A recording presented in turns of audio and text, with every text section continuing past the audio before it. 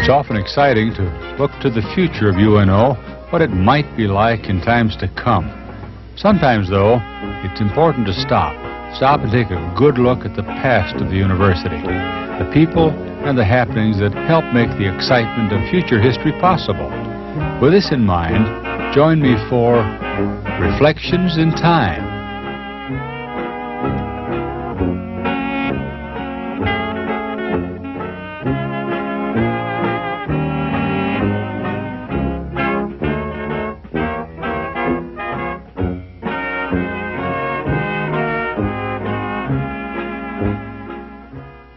It's the summer of 1985. We're here in the home of Lita Holly, who spent many of her lifetime years at the University of Omaha and then the University of Nebraska at Omaha. In recent years, she's been enjoying retirement.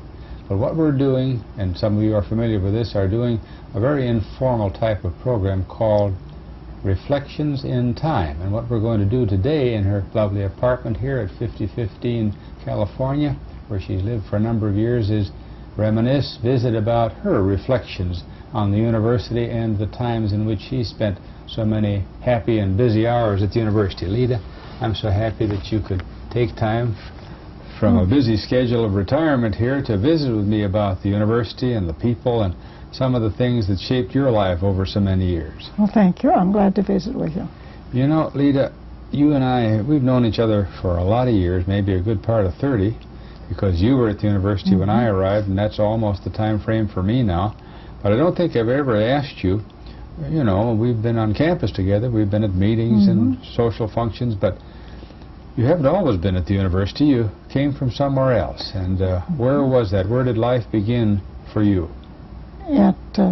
My home was in central Missouri near Warsaw. Oh. And that was where I grew up, went to high school. And by the way, I'm going on the 6th of July to a high school class reunion. That should be fun. It will be my 62nd. Is that right? But it isn't any special for our class. It's just for just a high school reunion. Well, reunion. 62nd would be pretty special, I think, for most people. And then I taught in that area. I taught in the rural schools for 5 years, and then I was at Wheatland, Missouri, which, by the way, is the little town that one of the education books, I don't think I can remember what it is, was written about. It was a town that was selected to so many miles from a railroad and no major highway at the time, and so on. And it was an educational sociology book. Then I went from there to Warsaw, where now, wait a minute, let's slow up here, Lita. Okay. I want to get into the teaching. That's what I've known you've done all your life back to being a teacher. But what I'm interested in sharing with our friends who may look at this tape in months and years to come is how you got into teaching. Do you recall way back there? Because it sounded like you started early in rural schools. What prompted you to get into, what attracted you to teaching? Did your mom or dad encourage you? What happened there? Well, I don't think so. My mother boarded. I had the same teacher for the first 4 years. Out in country school? And in the country school. Well, no, that's kind of unusual. I went to country school. We used to change nearly every year. Well, we were in two different districts, however. My first year, my folks moved, but this teacher happened to get that school then in that district, and she still boarded with us. So she boarded for 4 years. Almost family. I think maybe it was her influence that sort of kept... and there wasn't much else that a girl could do, really. She was a good teacher. She was an excellent teacher. And and also you mentioned there weren't many things, there weren't a lot of opportunities for you as girls. That's right. Days. And I taught my first school when I was 15 years old. Is that, or what kind of schooling had you had by that time? I did 2 years of high school. Is that right? And what were you teaching then? That's really something. It was the grades. I mean, it was a country school. You mean you taught at 15 all 6 or 8 grades? Yeah, 8. Wow. But then we did a little bit of combining, like A and B classes and so on. In some areas, and I started with 18 students, and what was it like at 15 having children, some of them nearly as old as you? 4 of them were older than I, and but it was Oh, I'm sure I made an awful lot of mistakes, but it was a very nice year. And but by the time that I finished that year, I might say that my parents didn't know that I was going to do that. I played hooky from high school and took the examination, and for my first teacher certificate. So you took with a teacher's certificate. A county certificate. And so then I wrote out to this old, they were relatives. I mean, it was an area where I had one of my uncles was on the school board, and so anyhow, they surprisingly gave me the school. And so when that year was finished, my parents said, "You get back to high school." So I did. That's a funny way to play hooky. Ordinary people don't go to school. You went to teach. That's really unusual. You know, along that line, before we go on in your life, I think people who watch this who grew up in cities like Omaha and others where they went to a school where in first grade they had one teacher, maybe they had a multiple group of teachers, they can't even fathom how anyone can go to school or teach where all 8 grades are together. You remember the first year? Wasn't that awfully hard? Well, I was used to it because I had gone to a rural school. Yeah. And in fact, I taught the same 2 of the years that my last 2 in the grades in the country school was our home school where I had gone to school. But you know the pattern of it, I think that's hard to visualize. Here you have in a room, let's say 15, 20 students, no more students, but they're in different grades. How do you operate? Well, you have so many minutes for classes, and you try to give them work that they can be doing while you're teaching the others. But it takes a bit of juggling. You've got to keep your eyes on what's going on around the room while you're having the other classes. Yeah, when you have 8th grade up front, let's say, reciting, discussing, whatever, working at the board, then everybody else are to be at other projects, right? Now that takes some real organization, doesn't it? Yes, it does. And but it's I'd hate to do it again. Oh yeah. But then as I look back on it, it was interesting. Now, at 15, you started to do that. Let's pick it up from there. You went back to high school, as your parents insisted. After got some one more year. Education. I finished high school, and I finished, then we had another examination. I had had a teacher training course in high school, and those were excellent. In fact, when I got into education courses in college, a lot of it was a repeat of what I'd had in that. They called it normal training in in the colleges, but this was teacher training in the high school, and I had it in 2 years. We reviewed all the 8th grade subjects. We had methods in teaching, and we had an excellent teacher. He was the superintendent of the school, of the high school. Oh, is that So right? then I finished high school. So this was a course that you took as a junior and senior or whatever? Yeah, junior, in senior, your and high high school school. year. And a lot of these teachers then going out were 16, 18, 19 years old, right? Yes, that's right. And so then I taught 2 years out in the country, not far from Warsaw, and then 2 years in my home school. And then from there I went to the upper grade. Your home school, the school you had gone to? Now that was kind of fun, wasn't it? You had some of your classmates, maybe, or had they all left by then? No, I didn't. They were all, but I knew them all, of course. Now they you were were a all little neighbors. older, like about 17 or 18, right? And then I taught this 1 year at Wheatland, Missouri, and that was the upper grades. Then I went from there to Warsaw and taught for 6.5 years in the 5th and 6th grades. Well, now you telescope down to a couple of grades, started specializing. And from there, then, I went to Higginsville, Missouri. I was going to college in the summer, and I never missed a summer. And I graduated in 32. Where did you go to college then in the summer? Warrensburg. Oh, Warrensburg, Missouri. And I did correspondence. At that time, it was probably called a normal or something, wasn't No. No, it had changed to State College it? Oh, it was when State I went. College at that time. I'm sure that's right. It was a normal school, but that was As so before many I were, went. of course, And then all the time that I was teaching, after the first year, I was taking a correspondence course during the winter, maybe 2. What kind of correspondence courses were you taking? Oh, I had I bookkeeping by correspondence. I had English. I had history courses. I had several. I don't know. Were these situations where you do a lot of reading and writing themes? Answering the question.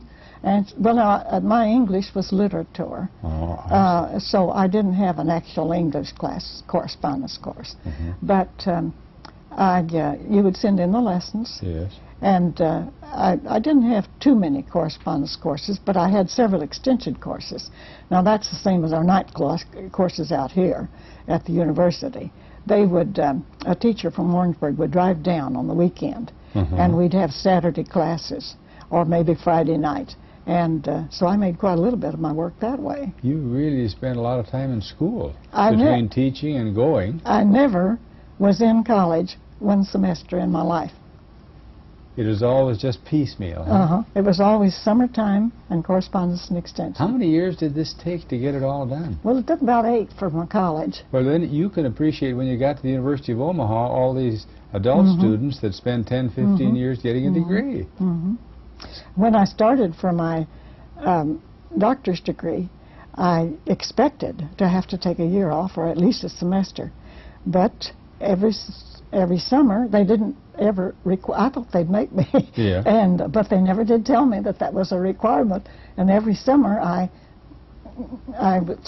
finished one phase of whatever it was, one exam. We had 3 exams plus the dissertation. Yes. And the second year I was there, I took my first one. And then the next summer, I took the comps, they called in education. Then the next was my special field in business, and then next came my dissertation. So I never did take any time off. Dean Lucas, though, is responsible for making it possible for me to do a lot of that. So really, when you started to go to school and to teach, you just kept going. Now, going back a little bit again before we get to the university here, when you finished your high school program, then you went in and continued to teach, and you went to Warrensburg. This was going on. How many years did that go on for then, about? Well, it's hard. It's hard to pin it down. It's hard to pin it down. I think it was 8 before I got my degree from Warrensburg. Yeah. And after that, I was. Now you had your Bachelor of Science. Science. It was supposed to be a life certificate. But then I was out a summer or 2 that I didn't go to school, and then I started working on my master's at the University of Denver. And the first time I was out there, I went for just 5 weeks. And then after that, I stayed the whole 2 terms each summer. And I was just 3.5 for my master's. Didn't you ever get tired of going to school in the summers? Other people were out traveling around, going to the lake. I loved to go to school. Yeah, you evidently did. You really enjoyed it, didn't you? And then I came here to teach, and I taught several. Let's see, I taught 5 years at Central College in Fayette. When did after the high school. Oh, I see. I didn't realize that. I was 5.5 years in high school. Yeah. And then I went to Central College at Fayette, Missouri. Fayette, Missouri. It was a Methodist school. Yes. And then from there here. Now, all those years of teaching, after you were done with country school and teaching all those subjects, when did you start to zero in on secretarial science? Oh, well, I didn't teach 1 year. I took a secretarial course. Oh, you took a year off? Wow. And then when I got through, the question was whether I would work in an office or whether I would teach. But somehow or other, when it came time to find a school, I got out and applied for one. That was the year I went to Wheatland in the upper grades. You really zeroed in on teaching very early then, didn't you? I mean, at age 15 even, you decided you liked you liked school. Is this the case always? What influence in your life do you think directed it? Is just this teacher or other things? I know I visited with other people on this reflections, and some of them, like one I did just the other day, didn't get any encouragement from home at all, hardly from parents. Sounds like you had a lot of encouragement. I think I did, yes. They were always pleased that and wanted me to do what I wanted to. They really wanted me to go back, really to stay in teaching when I finished this commercial work, rather than to leave home and go to the big city. So I really didn't try for a job then when I got through. Did you come from a big family, a small family? There were 5 of us, and I was next to the oldest. Any other teachers in the family? Yes, 2. Is that? Both of them are retired now, and they taught until, well, one sister married and didn't teach for many years, and then she went back to teaching when our youngest son was in junior high. Well, you come from a teaching group then, don't you? And all of you now retired. Yes. Now, we're almost to the point where we can start to talk about the University of Omaha, because somehow or other you came north and came to this part of the world. You've gone to the University of Denver and worked then on your degree there, and been going to school now for a lot of years since that year of 15 when you started teaching. And now did you have a master's? Did you go directly from the undergraduate program all through the doctoral program? How did that work? No, I had my master's degree only when I was at Central College and when I came here. Did you get that too by going summers? Yes, 3.5 years summers at Denver. So when you finished one degree, you started right in another one? When I was at Central College, I didn't go to summer school at all. I see. And didn't do anything about any other work until after I came here. In fact, I was here several years. I taught both, at least one session of summer school, and once or twice I taught both of them. But I didn't go to school then until I didn't start work on my doctor's, and I must have been here 12 years or so before I did. So there was a little gap in there. Now we're getting to Omaha and the place you and I have lived for so many years, and so I think the next thing we want to talk about in great detail is the university and the people and some of the factors that are involved with you and your life here for so many years. How did you become acquainted with our university? Who first made a contact to you about possibly coming out here? Well, in the year 45 and 46 was the year that there were a lot of openings. I That's about 40 years ago from now. I could have gone in any direction. Oh, is that right? And I finally gave my name with a friend. Now, this is during wartime, isn't it? Yes, it's just over. And there were lots of places then for secretarial type classes? And really a friend of mine who had been a former professor or had some sort of a job at Central College was visiting with me one day, and he'd gone into a teacher agency. And he said, well, I kiddingly said, when he told me some of the high school jobs, I said, maybe I'd better take one of them, because he told me the salary they were receiving. And so he said, well, why don't you let me send you some openings? So he began to send them for colleges. And so, I don't know, Omaha, he sent one from Omaha, so I read it all over and thought it sounded interesting and applied. And then, surprisingly, asked to come for an interview. Who made the contact with you? Who was here? Lucas, Dean Lucas. Dean Lucas. And he asked me to come for an interview. And I came for an interview with the idea that it was just an interview, that I'd think it over very carefully. And this was the best offering that I had at that time. Salaries were not good anywhere then. Do you recall what kind of a salary Dean Lucas offered you and that you took? Well, I think it was $2,400. But that was the year that the veterans were all coming back. Yes. And we were all teaching overloads. Right. And so I know it was better than that year. It turned out to be better.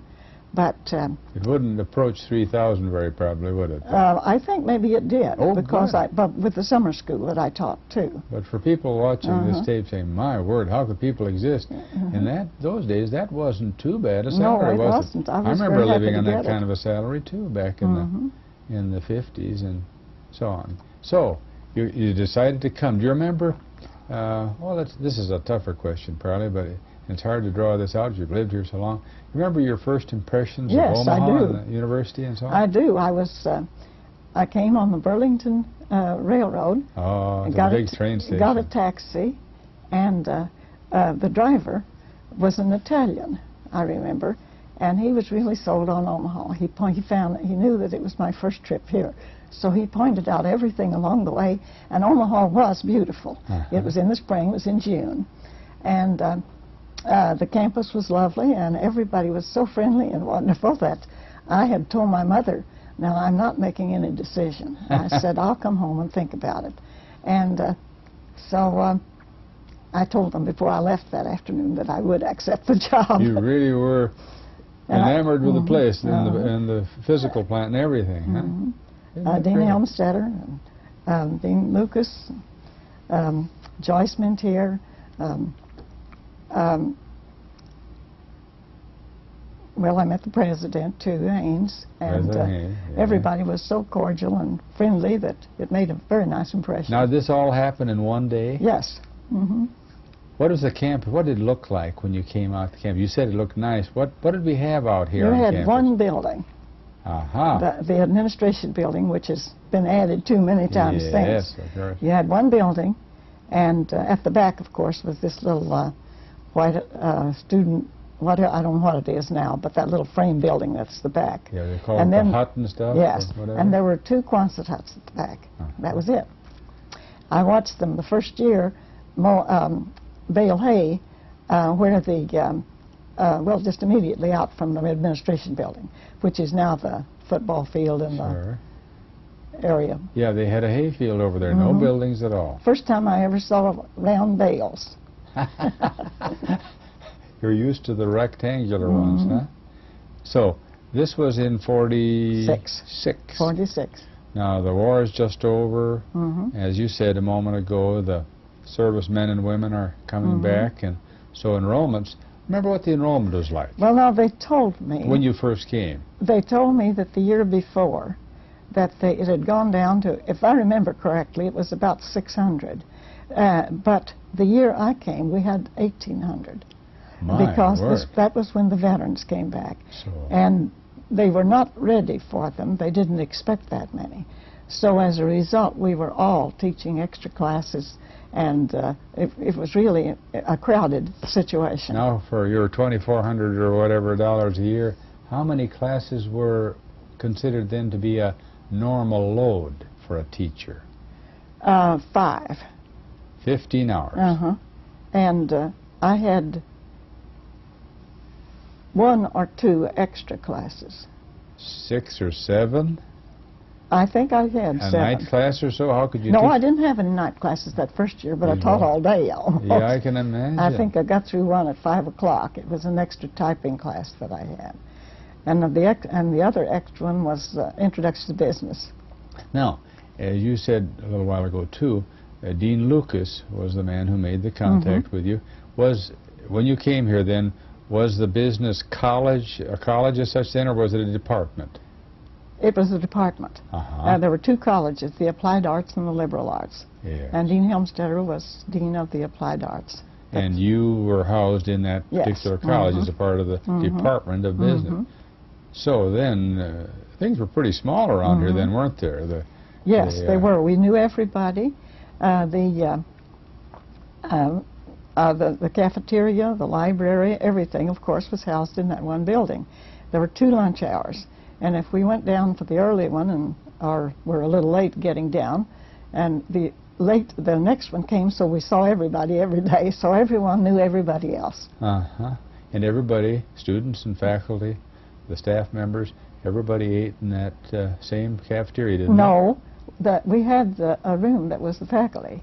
remember dining the room. faculty dining room, yeah. And the students had the ate So in the there was a cafeteria. division there. Faculty and Yes. students had separate places. But the dining room was such that all the faculty members who taught, and most of them taught all day, you get to see everybody. Yeah, there was a certain closeness, wasn't there? There really was. It's a very pleasant memory, really, of my associations with the faculty at Omaha U. Now, those early years as you began to teach when you first came here, what sorts of things were you teaching, and what were offered then? Were things expanding for this area of secretarial education? And well, it started very soon, too. I think probably that the offerings we had that year were just a continuation of what they had been having. What sorts of things were they well, I that time? taught, we had a beginning, intermediate, and advanced typewriting, and beginning, intermediate, and advanced shorthand, secretarial practices, and what would that include? Secretarial practices, in other words, how they behave, how they operate, what they do? Well, yes, and actual report writing and what they do in an office, you know. In other words, how to be a secretary. Yes. How to use their shorthand and typing to advantage, and as well as personal relations. Years ahead of the word processor, we were heading shorthand. That's right. In fact, it was a very basic and necessary skill for most secretaries, wasn't it? Yeah. And a handy thing for lots of people who've been able to use it over the years in meetings. Now, those basic courses, you mentioned a few minutes ago on our tape that when you started to teach as a young girl, really, there weren't too many opportunities for girls. That's right. Now, in 1945 and 6 and 7, in those years right after as World War II was ending, were things along that line starting to get a little better for women? Yes, they were, I think. One of the things I noticed when I came here, which probably isn't not too different from where it was maybe in many colleges, was the small number of women who had faculty positions. But I certainly saw that change until in fact, there's been a very great change, I think, all over in that regard, that the number of women in faculties have certainly increased and their opportunities have increased. Yeah, one of your early memories then would be of a faculty, but when you came, probably nearly all men, right? That's right. There were very few women. Now, as things grew and developed, you know, you think of that main building that many of the students who will watch this tape will remember. That has been sort of a special building in that it's been sort of the key thing for so many, many years. Was the building different when you first began to use it, and the ground? Did the whole place look different? I know you mentioned mowing hay out where the field was, but that building was not quite the same as it is today, is it? The front looks very much as it did then, but certainly not the back, because they've added to it so much and changed it. But just the front part of it is very much the same, as I remember it anyhow. And the campus itself, remember the walkways that went down to Dodge Street? Yes. And the trees, all those are gone and changed now, aren't they? Yes. One impression I had, though, it was a beautiful place, and they kept it that way. And there were so many flowering trees and flowering shrubs around. But the one thing I noticed that they didn't have that surprised me, because I'd been used to that on the other campuses that I had been on, and that was the fact they had no seats or under the trees for the students, but it was a different kind of student. They had part-time jobs. They came to school, they immediately went home. It was different from the other. Yeah, that's an interesting point. I'm glad you brought that up, Lita, because our student body, the way they operate still in 1985 as we do these tapes, is generally quite different. We don't have a home for them on campus. They go somewhere else, and a lot of them go to work. Did you notice, even in those early years, a difference in the quality of the student from the live-in student? Were they about the same? You taught at various levels, and at college and elementary, country school. Were these people who hurried off to work a little different kind of student, better or worse, or anything like that? Well, I don't know that their performance as far, academically was too different. I think their attitude was different. They were here that they were a little more for business and the part that I saw, because they didn't have the other. They were a little more serious and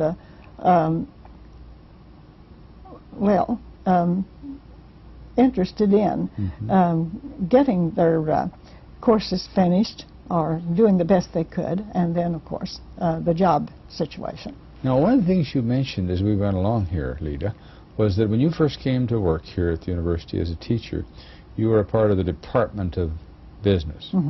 Then it changed into the College of Business, didn't it? Now, when did it evolve into your and the rest of your faculty becoming a part of the College of Education? When did this all? How did this phase through? What were the years, for example, that you were a part of the Business College? Well, I think I was there for the first 20 years. Oh, is that right? I think it was about that. Through the 50s and 60s, yes, then, pretty much. And in that time, we had changed from all of the courses, the secretarial courses, were accepted toward a degree, and first for a two-year, the two-year title. But now things were accepted for a degree and with credit and all that sort of thing. And they, some of them became interested in teaching, and with cooperation with Dr. Gorman and the Education Department, they did their student teaching. I did a little bit of the supervision of it, but some to begin with, but not as much as I did after we moved to the College of Education. And so then the vocational program started. The federal government began to allow money for the teaching of vocational subjects. Well, what kinds of things were these? Well, like principles of vocational education and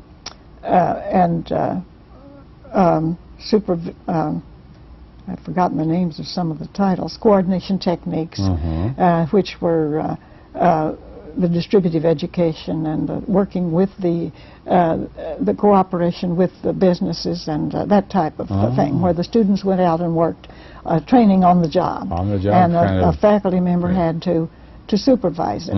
Well, they were that type of courses. So that was when I moved to our department moved to the College of Education. So it was sort of a natural transition. You really got into the educational mode. Dean Gorman invited us to come over so that we could offer graduate courses in business education and also in the other vocational subjects. So since I was the one that was qualified to do that, why, we accepted and moved over. Now, when you came here, went to work for Professor Lucas in the Department of Business before he became dean, and you moved over there, how many more people were teaching these courses? Were you the only one? Were there two or three? I was the only full-time person. Joyce Mintier was Dean Lucas's secretary. Yeah. She taught one class in shorthand, I believe it was, and Yvonne Harsh taught a course, and in either shorthand or typing, they taught for a number of years. In fact, after Dr. Bale came was when we became they hired Joyce as full-time, and the two of us then were the only full-time teachers. Then you doubled your full-time staff then? Yeah, and then later another person was added. Well, Darlene Peibel was that one, and then Donna, who is there now. Holmquist? Yes, I couldn't call Holmquist. I know, names are hard to bring back sometimes. Donna Holmquist then, and she, of course, is still there. So, at this point in time, things are really growing, developing, and changing, and perhaps Dr. Bale's coming helped to make some difference in all this. I think it did. Let's talk about the Bale era. You've alluded to Dr. Bale, and when he came, whether for that reason or for others, things started to develop. You added another staff person, and the staff and secretarial education started to get bigger. What else started to change about that time, if anything? Well, I think the whole university took on a different atmosphere. Oh, why do you say that? Dr. Bale was, well, maybe autocratic in a way, but at least he was interested in the increase in degrees and the quality, I think, of the university, and eagerness to have this West Dodge connotation changed, and Yes. I think it did change. No, It changed indeed rapidly. So. Yeah. So, your area of education, secretarial science, that sort of thing, started to develop. You added a person. Did you add some courses?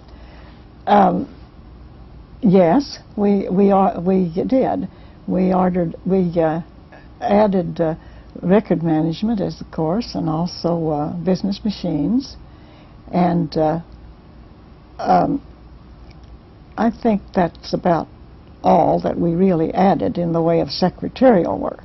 However, occasionally I did fill in some other course. I taught accounting one year, one class when they needed an extra That's the teaching. course you'd taken by mail a long time ago, right? Well, I just took one part of it. The other I had in residence. But I had taught accounting at,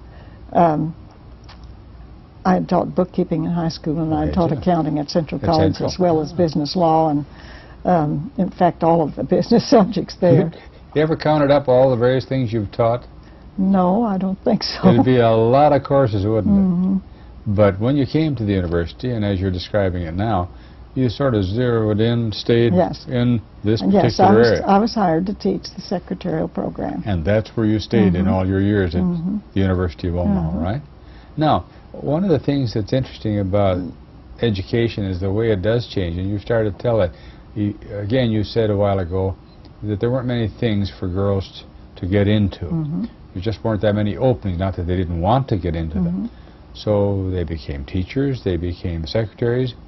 Now, as the years went along, did any of this change even more? Yes, I think it changed a great deal, because you found the girls beginning to study subjects that generally were open more for men, and men only.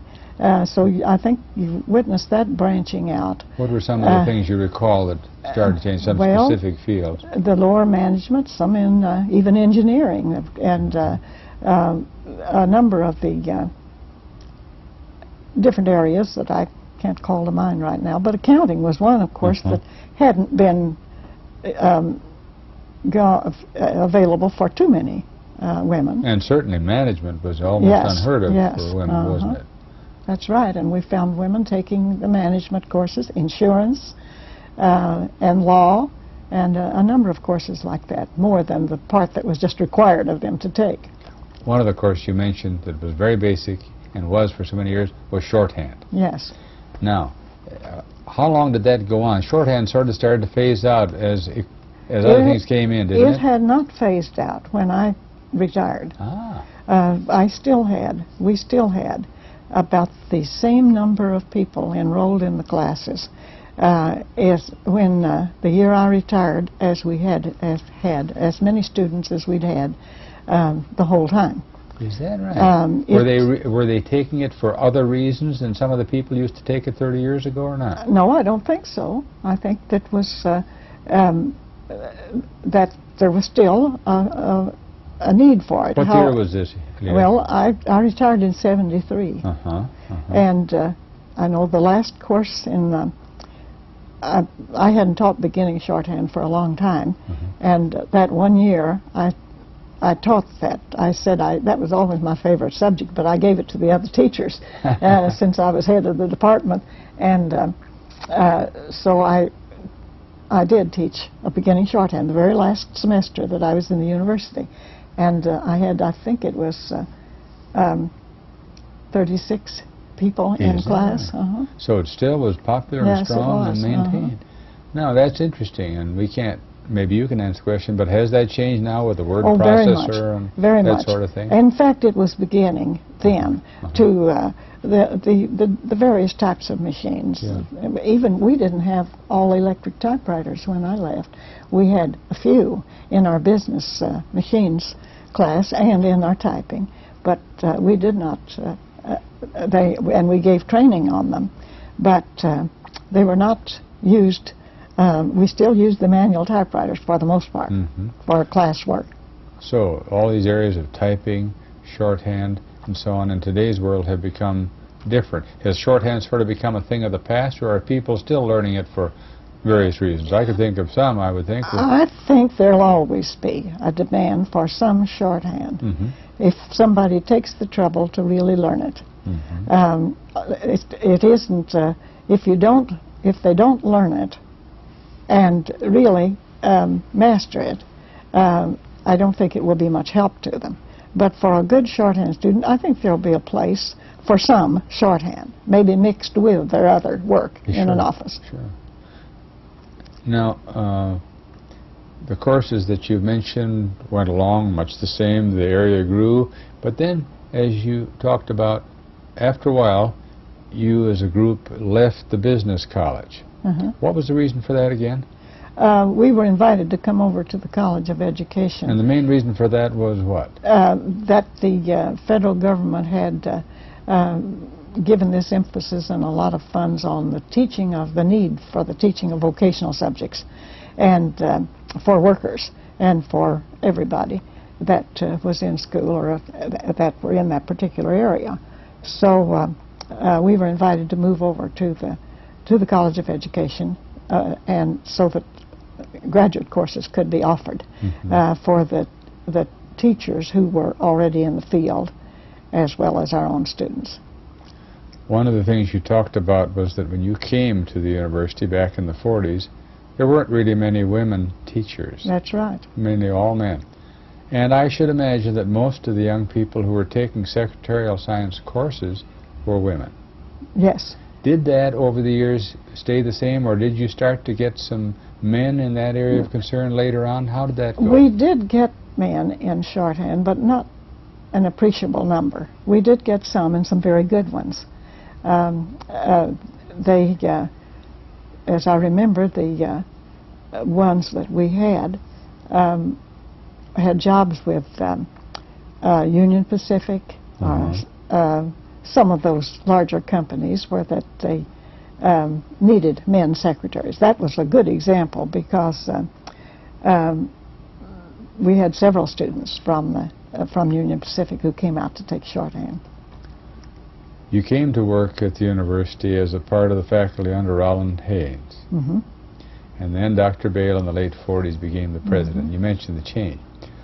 It's fun to reminisce about the past, but it's hard sometimes to remember. But the flavor of the university when you first came, maybe because of its size, but also its leadership, what was it like then as compared to the Bale era? Well, I don't know that it was all the Bale area, but there was a change. Not with the friendliness of the group, but the closeness, because we got larger. More buildings were added on the campus, and we didn't see each other as often. Yeah, we went from 1,800 students up to quite a few thousand. Yes, and so that was the biggest change, I think. I think that helped to bring it about, that you didn't feel like one little family group as much. However, I think there was always a loyalty and a closeness, but not as much as it had been. When you were smaller, back in the 40s and early 50s, and when you had that closeness that you described, what do you think about the quality of education? Was it as good as it was in the 70s? Maybe that's not a fair question, but we had more people and we had more students. Or was it basically very sound, very solid, and same quality or even better back in those early, smaller days? Well, I like to think it was just as good. However, I know it's different now because with the different technological advances and so on, that you get a different education. What we had then would not be sufficient now.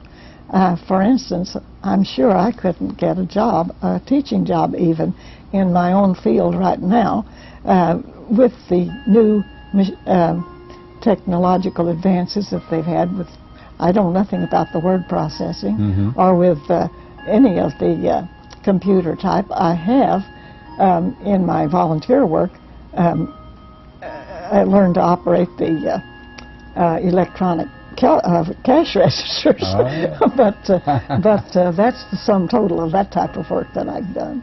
Now, the students that went through your program in those early years, was there one job when they came out that was secretary, or were there other things that they could go into then? Yes, there were other things, were some because of the they things? were taking, after the our courses were accepted for college credit, well, they began to branch out into accounting and other areas, and they were accepting jobs with other firms, with business firms in the area. Did this start to happen right after World War II? Yes, I think it did.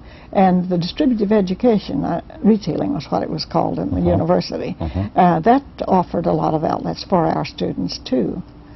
And the combination of secretarial work and chemistry in some cases, I think, helped some of them get a job.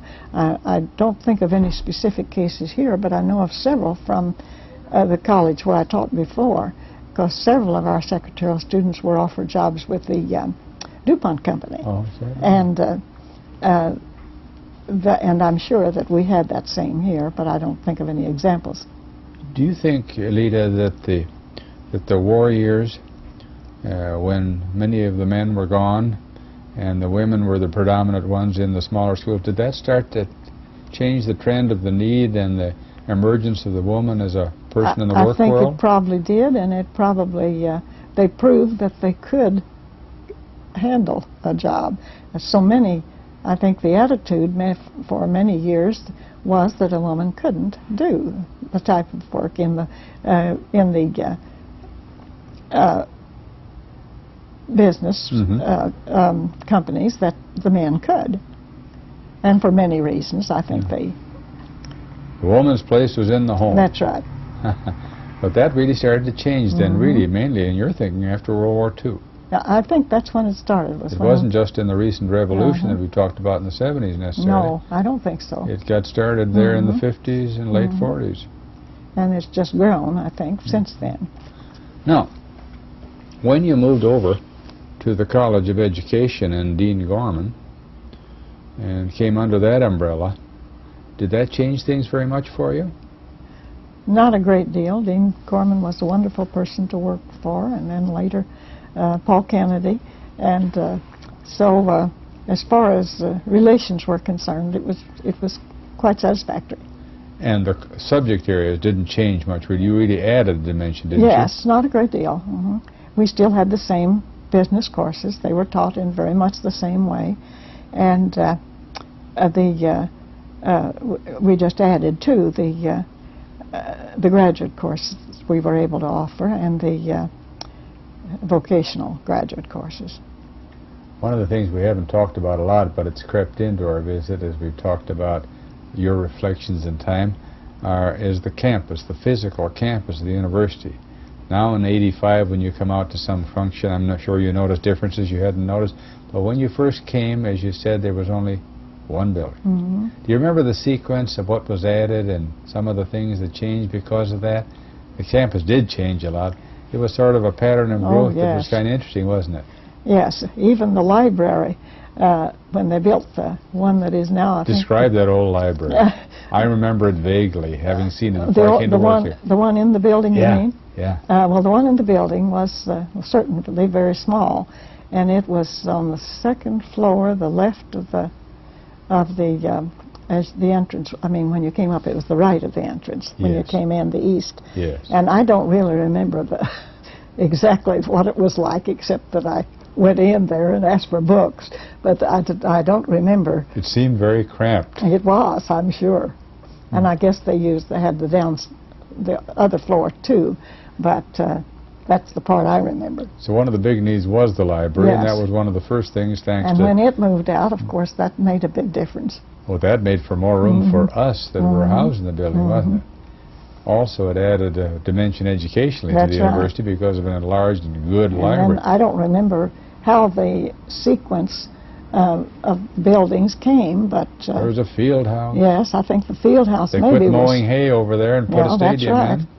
And the Student Activities Building, the Mabel L Student Center, as it's called now, were some of the earlier ones. And then the science building, I don't know, I believe it in the education building. One of them came on at the same time. Yes. There were two being built together. This education building that you were housed Yes. in for the last years that you were there. That was one of the later ones. And then Yeah. the College of Business, and then the Fine Arts, I believe, came after that, maybe. I don't remember the sequence. No. And then the new library. When did it seem to you, Lita, that it got to be kind of a big school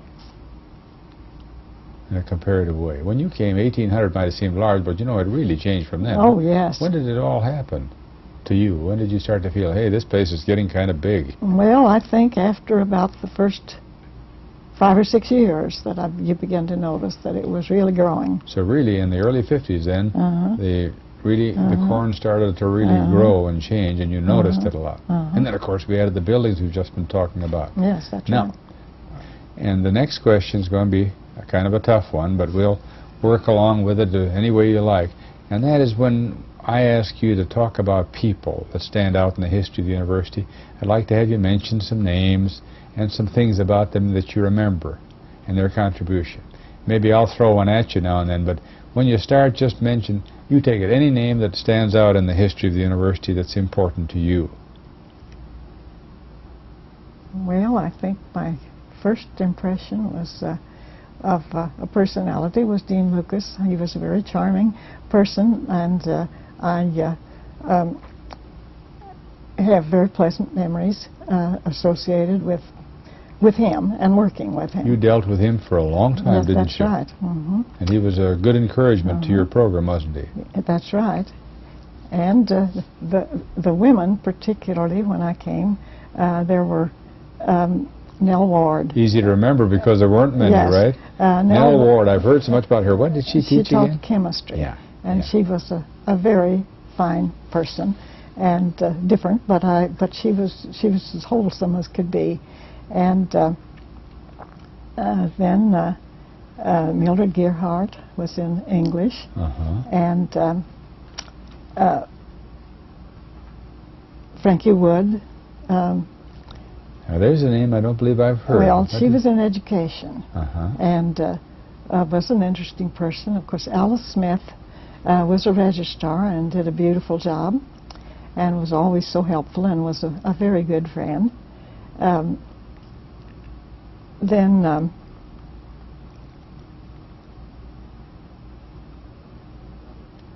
while you're thinking of others, I'll throw in a couple names. You mentioned them, but I think you might want to dwell on them because they were big in your collegiate life. Dr. Bale himself, the top of the heap there for many of the years.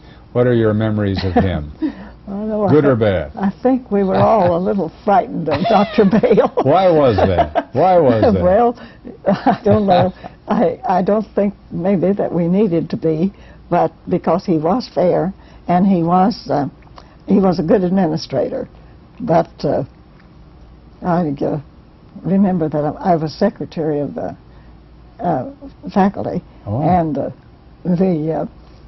I took the minutes, and what, faculty meetings? yes, for Dr. Bale. Yes. And these were general faculty meetings where everybody got yes, together.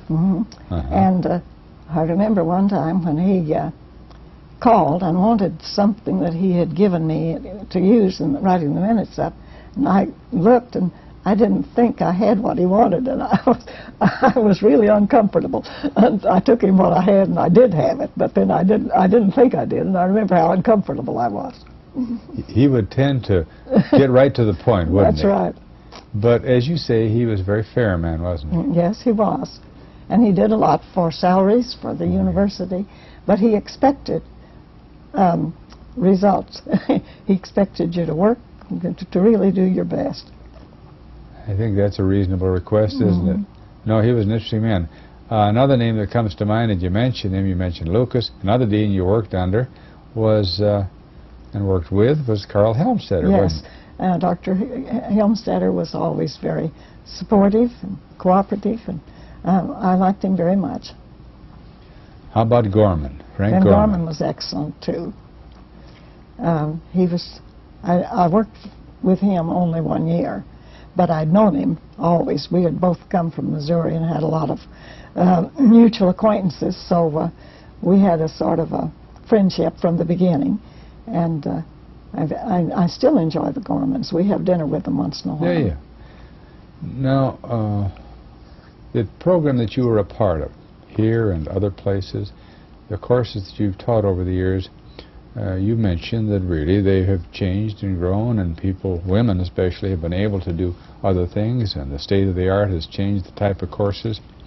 Over the years, have there been any, people who have said, as you worked along, that some of this secretarial education doesn't really necessarily belong in college. That should be taught in the high schools or in the junior high schools. That's the sort of thing. Have you had much fuss on that subject from now and again? I think that has been always prevalent. Why? I don't understand. They seem to think that because they're taught in high school, that's where they belong. But so's English. Yes. And so is history. Yeah. And so are a number of other subjects. I never could understand the reasoning myself, because I think it's just as important if people have not had that training, or if they have had some and can build on it in college, and can do something to earn a living, to learn how to earn a living. Well, I think it's an important course. Mm-hmm. You've taught, I wouldn't ask you for a count, but I'm quite sure it's well into the thousands, lots of students. I wish I knew. I wish I'd kept track of the ones I have. But now and then you run into a student. Isn't that fun? That's that you right. had many years ago, or even a short time ago, and can reminisce. And students can stand out in memory for a great variety of reasons. Back in the 40s, and the 30s even, let's stick to the 40s and beyond, has the quality of student changed that you've been teaching? Has the student better or worse? Do they come to college better prepared than they used to? What about the student? If you're going to draw a picture of a student, would he or she look different in 45 than they would in 71? I don't recall that there was a great deal of difference in the preparation, some good and some bad, but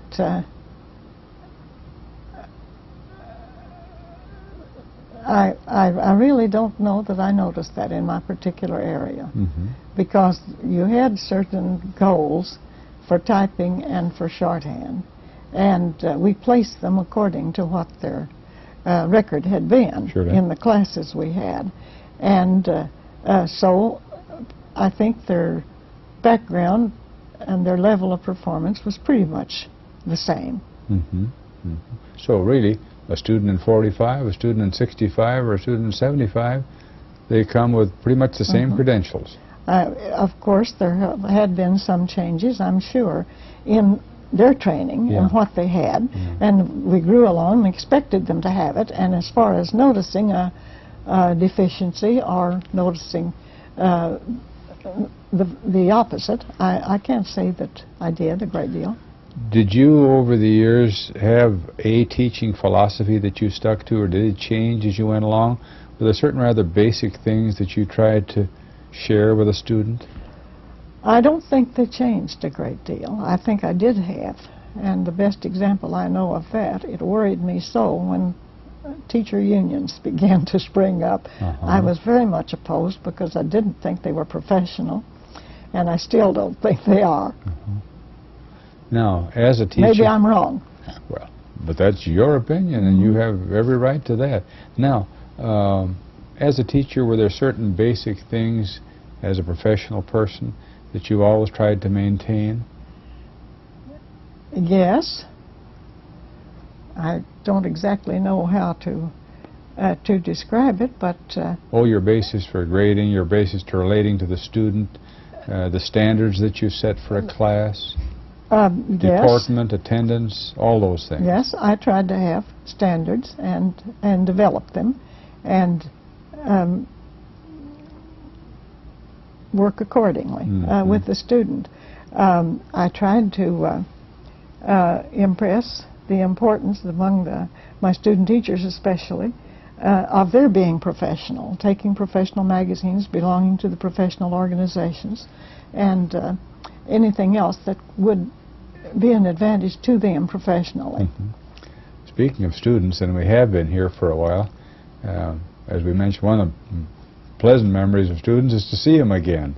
Are some of your students sprinkled around Omaha, around the world probably, that you correspond with some memories you have of students? Yes, there are. For instance, at one time, well, in the later years when I was supervising student teachers, I was pleased to find that many of my former students were the business teachers in the Omaha area in the high schools.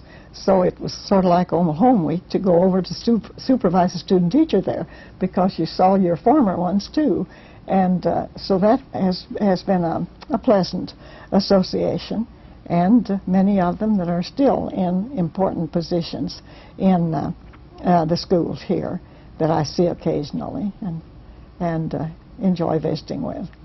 What you've been watching for the last half hour or hour or whatever time you've chosen to watch is a tape of the life and reflections of Lita Holly, a member of our College of Education and College of Business and School of Business and the University generally for the years from 1945 to 1973. We're very thankful we were able to make this tape for the archives and for the Alumni Association, a tape we refer to in the general sense as Reflections in Time.